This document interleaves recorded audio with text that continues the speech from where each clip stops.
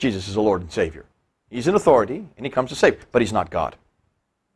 And that's why, if all you're going to call Jesus Lord and Savior, for a Muslim, you've got to use the right words, and you've got to define Jesus as God.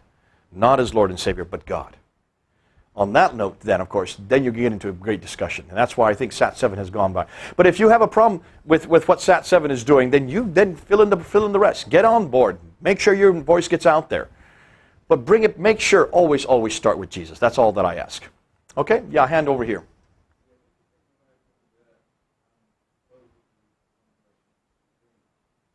Now, this is the question he's brought up it's fascinating because in the last 20 to 30 years, they've done studies of converts from Islam to Christianity, and 75% of all converts talk about visions and dreams. That they've had a dream of Jesus or a vision of Jesus. And I get excited by it. That's my answer. I love it. I think it's great because Jesus and God is doing our work for us. And almost all the converts I know, even the ones that I brought to Christ, have started out with one of those dreams or visions.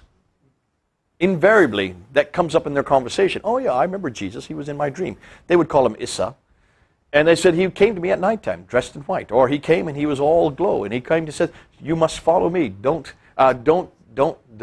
persecute me. These kind of stories. We're hearing them everywhere, in almost every culture. It seems to be universal. So I get excited. I don't reject it at all. What I will say is this. I have never seen a Muslim brought... I should have to be careful. I don't want to say that. I myself personally have never seen a Muslim brought to the gospel or to the kingdom through just dreams and visions. That usually initiates their curiosity. That's where we need to come in.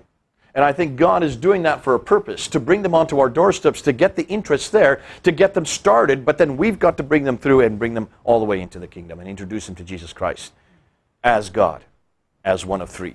Not just any God, but part of the Trinity. And that's why it's important that we need to be there and stand in the gap.